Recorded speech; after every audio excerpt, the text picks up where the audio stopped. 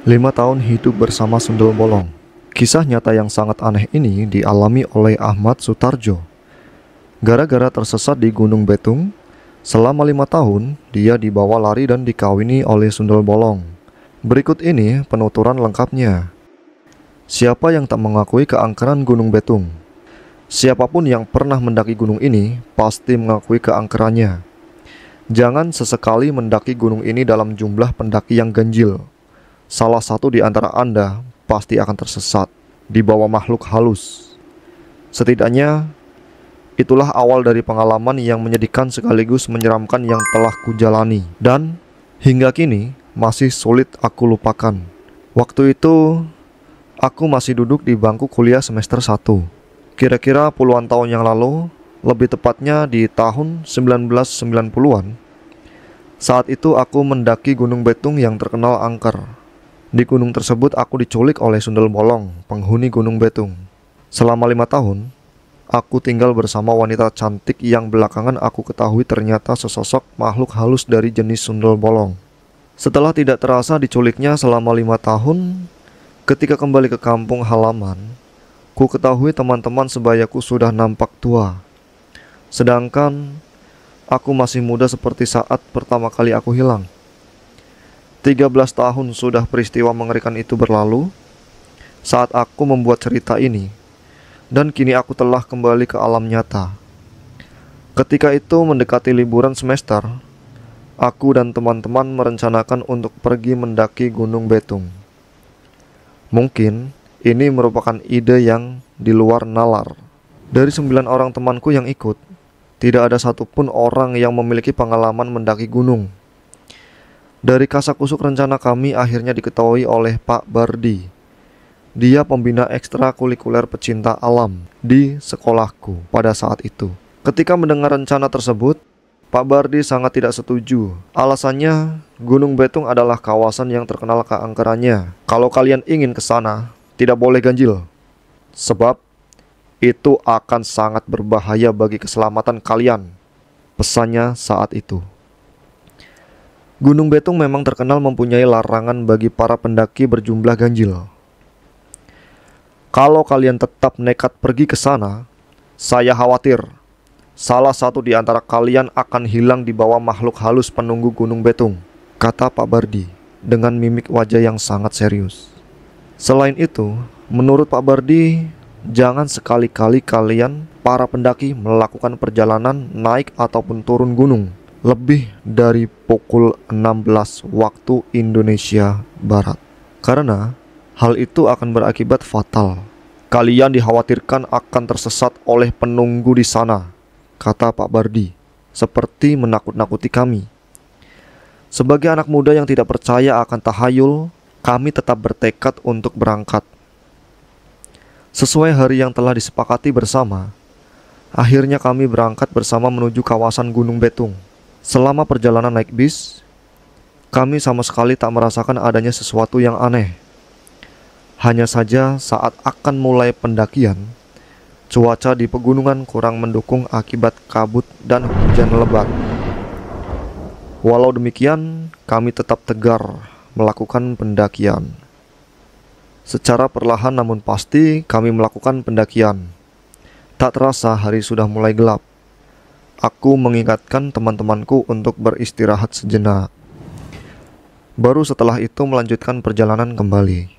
"Ah, kamu ini baru berjalan sedikit saja sudah minta istirahat," ejek Gunawan, salah satu temanku. Tiba-tiba di tengah perjalanan, aku melihat seorang perempuan cantik yang duduk di atas sebuah batu besar tampak merintih kesakitan. Pandanganku tertuju pada pahanya yang mengeluarkan darah segar. Baju serba putih yang saat itu dikenakannya basah oleh darah yang terus mengucur deras. Aku memandanginya dengan rasa kasihan. Namun, rupanya tak kusadari, saat itu hanya aku saja yang melihat wanita misterius itu. Teman-temanku yang lain sama sekali tidak mengarahkan pandangannya ke arah perempuan itu. Aku berpikir perempuan itu sedang tersesat di kawasan gunung dan tidak ada seorang pun yang menolongnya. Secara perlahan, kuhampiri perempuan itu tanpa sepengetahuan teman-temanku. Aku terpancing untuk menolongnya. karena wajah yang dimiliki wanita itu sangatlah cantik, kendati dia masih merintih kesakitan. Siapa tahu aku dapat berkenalan dan berkencan dengannya, pikirku dalam hati. Setelah kusapa, wanita itu hanya berdiam-diam saja. "Bolehkah aku menolongmu?" sapaku kepadanya. Wanita itu hanya mengangguk sambil terus merintih menahan sakit. Ah, kasihan sekali aku melihatnya.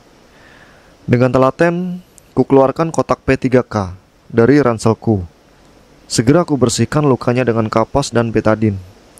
Setelah itu kuolesi obat merah lukanya agar tidak terkena infeksi. "Tadi jatuh di mana?" tanyaku untuk mengisi kebisuan. Tapi dia hanya diam. Sepertinya gadis yang satu ini sangat pemalu. Akhirnya secara perlahan, dia mendekatkan diri dan duduk di pangkuanku. Dia merayuku untuk mengawininya. Entah mengapa, saat itu aku merasa tak keberatan mendengar penawarannya. "Memangnya rumah Mbak di mana?" tanyaku lagi. Cewek itu hanya menunjuk ke arah sebuah tempat. "Kalau tak keberatan, aku akan mengantarmu ya," kataku lagi. Akhirnya dengan agak risih, kupapah wanita itu ke tempat tinggalnya. Selama di perjalanan, aku mencoba mengobrol dengannya. Namun, dia sepertinya sangat malas berkata-kata, kecuali hanya memberi isyarat dengan mengangguk. Namun dari obrolan ini akhirnya ku ketahui kalau nama si gadis adalah Martini. Setelah agak lama berjalan, alam sekitar perlahan berubah menjadi gelap. Aku merasa sedikit heran. Mengapa waktu begitu cepat berganti? Sepertinya, saat pertama kali melihat Martini tadi, hari masih siang. Kukira mungkin baru sekitar pukul 2 siang. Aku juga sedikit terkejut ketika dalam perjalanan itu tiba-tiba Martini kemudian bisa berjalan dengan lancar tanpa merasa kesakitan. Aku mengarahkan lampu senter yang kupegang kepada kakinya. Aneh, ketika kulihat kakinya sudah sembuh secara ajaib. Bahkan tak ada lagi ceceran obat luka merah dari lututnya. "Loh, kok bisa sembuh secepat ini?" Aku berkata dengan mata terbelalak. "Memangnya kenapa, Mas?" ujarnya. Baru ku tahu kalau suara gadis yang kutaksir usianya baru 20-an tahun ini ternyata sangatlah lembut. "Ah, nggak apa-apa kok Mbak. Soalnya tadi kakimu kan berdarah. Sekarang kok, Aku tak kuasa meneruskan kata-kataku. Tapi dia hanya menyahutku dengan sebuah senyuman. Sesampainya di rumah yang sangat sederhana, Martini mempersilahkan aku masuk. Rumah desa yang hanya ada penerangan lampu teplok itu terasa sangat hangat dengan adanya seorang wanita cantik di sampingku. Ketika kami memasuki rumah, aku melihat sudah tersedia hidangan di meja makan. Untuk kedua kalinya aku merasakan heran. Siapa yang memasak dan menyediakannya? Padahal, cewek tadi mengatakan kalau dia tinggal seorang diri. Nasi hangat yang uapnya masih panas mengepul serta bau ikan asin goreng. Jelas sekali kalau makanan itu baru saja dimasak. Kebetulan perutku sedang lapar, sehingga tidak lagi menghiraukan pikiran aneh itu. Aku pun segera menyantap hidangan itu dengan lahap. Setelah selesai makan, kami berdua bercengkrama.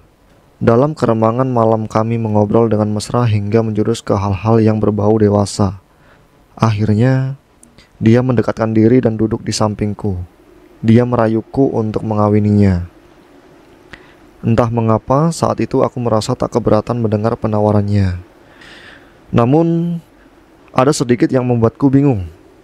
Siapa nanti yang akan menjadi penghulu dan siapa yang bakal menghadiri pernikahan kami di tempat sesepi itu? Apalagi di tengah hutan seperti ini. Malam semakin larut dan dia menawarkan padaku untuk segera tidur. "Tapi di rumah ini cuma ada satu kamar loh, Mas," kata Martini dengan suara manja. "Wah, bagaimana ya?" kataku berlagak blow on. Dalam hati sebenarnya aku merasa tidak masalah.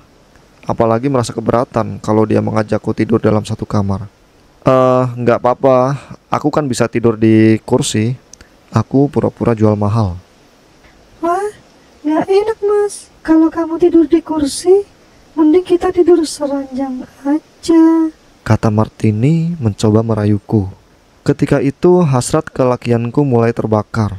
Malam yang sunyi dan dingin itu akhirnya kami lalui dengan tidur dalam satu ranjang. Suara jangkrik terdengar mengerik, menambah keheningan suasana malam.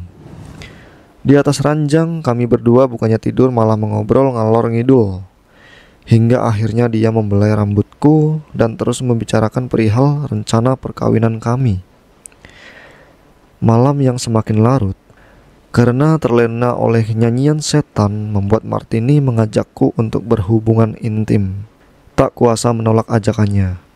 Maka kulalui malam yang dingin itu dengan penuh gairah bersamanya tanpa memikirkan nasib teman-teman yang mungkin kebingungan mencariku. Waktu seakan berlalu begitu cepat. Semuanya berjalan dengan penuh keanehan dan berlangsung di luar kesadaran normalku. Yang pasti, tak terasa aku meyakini sudah sebulan lamanya aku hidup berdua dengan Martini.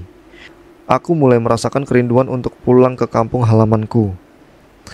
Apalagi aku juga ingat kalau hari-hari kuliah harus segera dimulai setelah libur panjang. Pada suatu malam, saat aku sedang berkasih mesra bersama Martini, ku sampaikan niatku untuk mengajaknya pergi ke kampung halaman tempat tinggalku. Di sana kita bisa kawin secara resmi, bujukku kepada Martini. Namun aku benar-benar tak menyangka bila akhirnya Martini marah besar kepadaku. Dia balik menuduhku sebagai lelaki pengecut yang tak mau bertanggung jawab.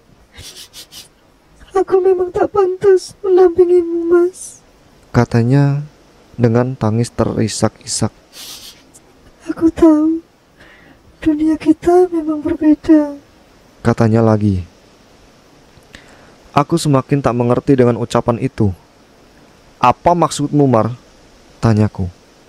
Kau belum tahu wujudku yang sebenarnya, Mas. Ujar Martini dengan suara yang terdengar parau. Aku semakin bingung dibuatnya. Anehnya, dalam posisi memangku tubuhnya, aku mulai mencium bau busuk dan anyir darah yang sangat menyengat hidung. Tiba-tiba saja tanganku merasakan basah.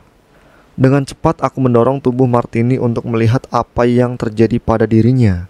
Betapa terkejutnya aku lihat punggung Martini yang berlubang, hingga tulang dalamnya tampak jelas terlihat. Punggung Martini yang berlubang itu mengeluarkan ulat dan belatung yang benar-benar menjijikan. Bagai tersadar dari mimpi yang sangat panjang, aku pun mundur beberapa langkah menjauhnya. Dalam kegelapan malam, aku berusaha keluar dari rumah setan itu dan berlari dengan sekuat tenaga, tapi tiba-tiba saja Martini selalu muncul di hadapanku. Sungguh tak kusangka kalau ternyata perempuan yang bernama Martini yang selama ini aku gauli tak lebih hanyalah sesosok sundel bolong. Dalam kegelapan malam, aku berusaha keluar dari rumah setan itu dan berlari dengan sekuat tenaga. Dalam keadaan berlari serta deru nafas yang terburu-buru, tiba-tiba saja Martini selalu muncul di hadapanku. Dia mengenakan baju serba putih serta berambut panjang. Wajahnya yang semula cantik kini telah berubah mengerikan. Wajah itu nampak pucat, begitu pula dengan rambutnya yang nampak berantakan tak karuan. Aku berusaha lari dengan cara berbalik arah menghindari Martini. Namun perempuan setan itu tetap mengikutiku kemanapun aku pergi. Hingga akhirnya aku merasa kelelahan dan pingsan di suatu tempat.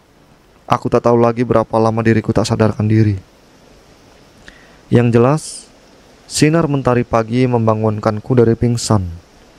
Di tempatku tak sadarkan diri, telah berdiri 3 orang lelaki yang mengerubutiku. Tanpa menunggu komando, salah seorang di antaranya bertanya mengenai peristiwa yang menimpa diriku. Dengan sedikit gugup ku ceritakan semuanya kepada mereka. Ku tunjuk pula tempat di mana aku tinggal bersama Martini, kekasihku. Betapa terkejutnya aku ketika aku lihat tempat yang dulunya berupa rumah, sekarang telah berubah menjadi serumpun pohon bambu yang sangat lebat. Dengan kondisi tubuh lemas dan lunglai, aku meninggalkan orang-orang itu dan menuju ke kampung halamanku. Sesampainya di rumah, orang tuaku menyambut kedatanganku dengan penuh keanehan. Mereka tak percaya melihat kemunculanku. Bahkan Beberapa orang keluargaku sempat bersembunyi, kecuali bapak dan ibuku yang nampak tetap tabah. "Benarkah kau ini Sutarjo anakku?" tanya ibu dengan air mata yang jatuh menitik. "Iya bu, aku Tarjo. Aku Ahmad Sutarjo, anak bapak dan ibu. Memangnya ada apa dengan ibu dan bapak?" tanyaku dengan heran. Dengan sabar akhirnya ayah menceritakan bahwa sudah hampir 5 tahun lamanya aku tak pulang-pulang. Aku disebutkan hilang di kawasan Gunung Betung saat melakukan pendakian bersama ke-8 temanku. Pencarian telah dilakukan, namun aku tetap tak ditemukan kendati mayatnya sekalipun. Akhirnya diputuskan bahwa aku telah meninggal dunia. Kami semua merasa sangat kehilanganmu Tarjo. Sungguh kedatanganmu suatu keajaiban dari kebesaran Allah yang Maha Agung, kata ayahku mengakhiri cerita. Aku hanya bisa menangis mendengar semuanya. Sungguh tak disangka, rupanya selama ini mereka telah menganggapku mati. Setelah ku yakinkan bahwa aku adalah anaknya, mereka langsung merangkulku dengan penuh haru. Yang lebih mengejutkan lagi, saat kulihat wajah orang-orang di sekitar, sepertinya tampak lebih tua. Rupanya, aku memang telah pergi untuk waktu yang sangat lama. Kuceritakan semua kejadian yang telah kualami kepada keluarga, saudara, tetangga, dan teman-temanku. Yang lebih membuatku melongo kaget adalah kalender yang saat itu aku lihat telah menunjukkan tahun 1994. Ya ampun, ternyata aku tersesat di Gunung Betung selama hampir 5 tahun. Hanya kebesaran Allah Subhanahu wa Ta'ala yang membuat diriku masih tetap hidup. Itulah cerita dari Ahmad Sutarjo yang selama 5 tahun hidup bersama Sundel Bolong. Jika kamu suka dengan cerita-cerita misteri, jangan lupa subscribe dan share cerita-cerita ini ke orang-orang terdekatmu. Semoga kamu dan keluarga tetap dalam lindungan Allah yang Maha Besar. Amin.